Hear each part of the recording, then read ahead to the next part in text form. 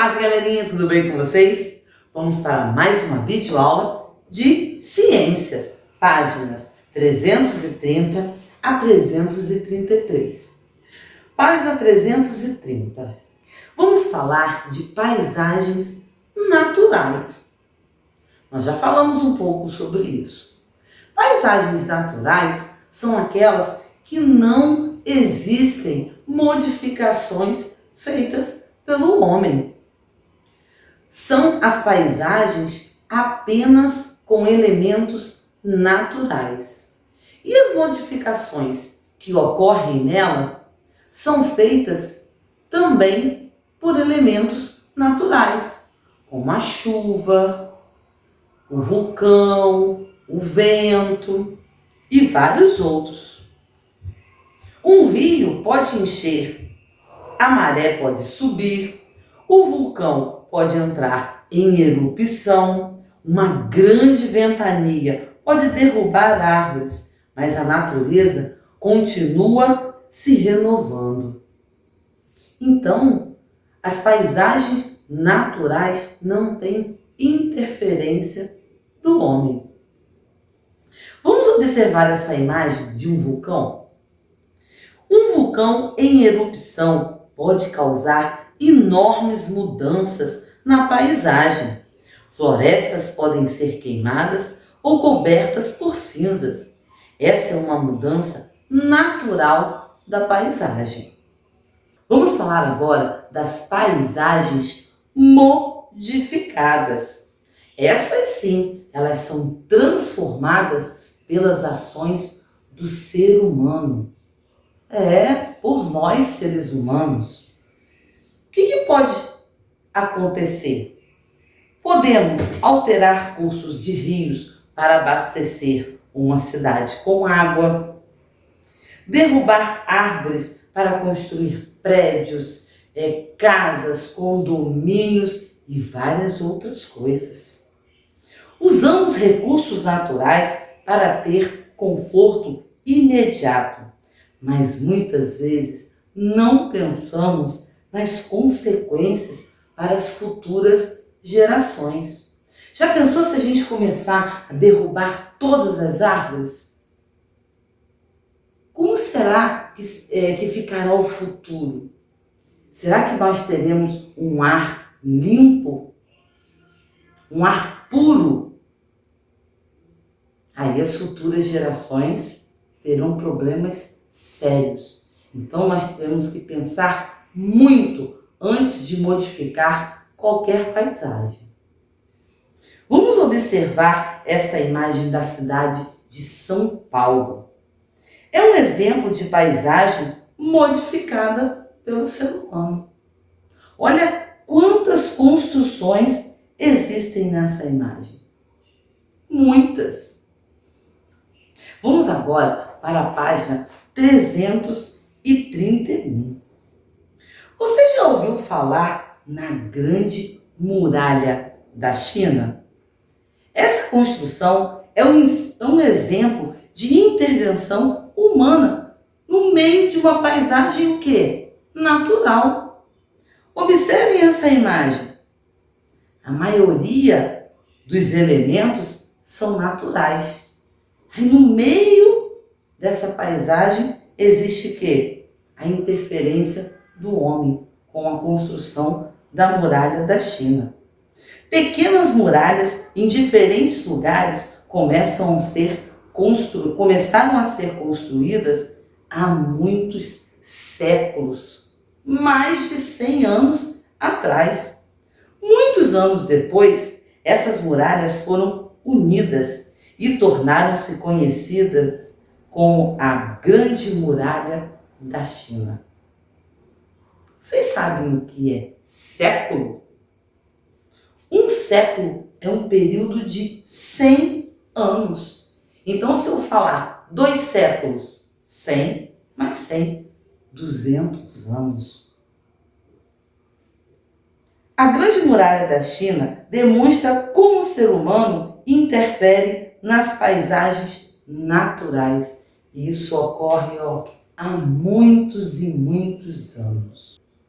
Página 332. Por que é importante cuidar do meio ambiente? Nós devemos cuidar muito bem do nosso meio ambiente, das florestas, para não desmatar, não poluir os rios, para que não haja consequências no futuro. E isso pode ser muito grave. Porque vários recursos naturais, eles podem acabar. Por exemplo, o recurso natural, água, por exemplo, os rios, os mares, se nós poluirmos todos eles, principalmente os rios que abastecem as cidades, se ele ficar poluído, nós vamos ficar o quê? Com escassez de água. Escassez é o quê? Vai ter pouca água para a população inteira. Por isso que a gente deve cuidar do meio ambiente. Por exemplo, observem essa imagem. Derrubamos árvores muito rapidamente. Você sabe quantos anos elas levam para crescer novamente? Existem árvores, gente, que têm 10 anos, 20, 100, 200 e até mais anos. Quando a gente, Tia Vivi, lembra que a Tia Vivi plantou uma sementinha? Demorou 11 dias para ela crescer desse tamanhozinho. Imagina quantos anos leva para crescer uma árvore. E as árvores, essa derrubada que está acontecendo na Amazônia, né? Quantos desmatamentos, quantas retiradas de árvores estão acontecendo. E essas árvores são muito importantes, além de dar um ar puro para a gente, quantos animais vivem em cada árvore dessa. Então, imagine quantos animais foram prejudicados com essa derrubada. Além disso, o solo também, ele acaba sendo prejudicado, porque ele perde nutrientes. E aí, para ele ficar bom, para crescer outras árvores, vai demorar um tempinho. E o solo é essencial para a manutenção da vida do nosso planeta Terra. É neles que a gente faz o quê? As plantações. Então, se nós não tivermos um solo muito bom, como que a gente vai plantar? Então, devemos cuidar muito bem da natureza, do nosso ambiente, todo ele. Até na nossa casa, quando a gente pega um lixinho, joga.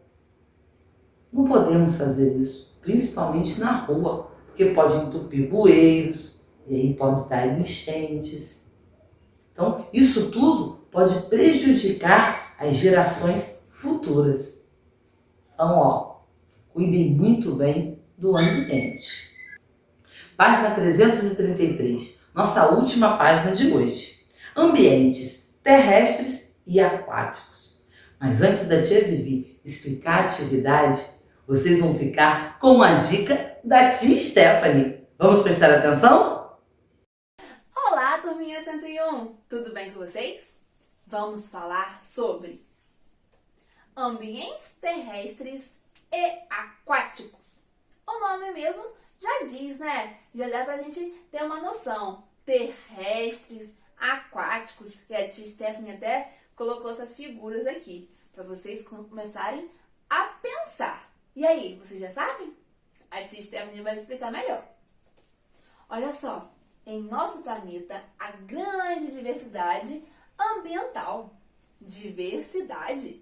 Olha só, no glossário vem explicando que é um conjunto variado, diferente, múltiplo, com muitos, né?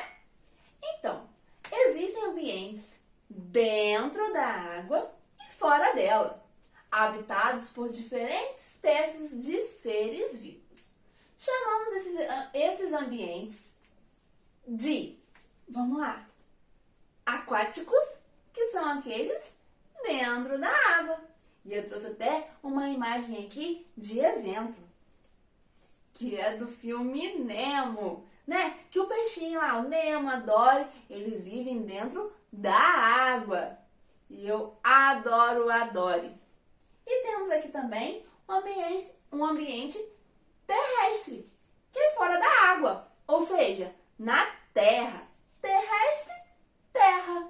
E eu trouxe um exemplo aqui, ó, uma imagem do filme Rei Leão, que eles vivem, né, ó, num ambiente terrestre. E aí, vocês gostaram? Conseguiram entender? Eu espero que sim. Um beijo! Agora vai ficar muito mais fácil. Número 1. Escreva terrestre ou aquático para cada imagem a seguir.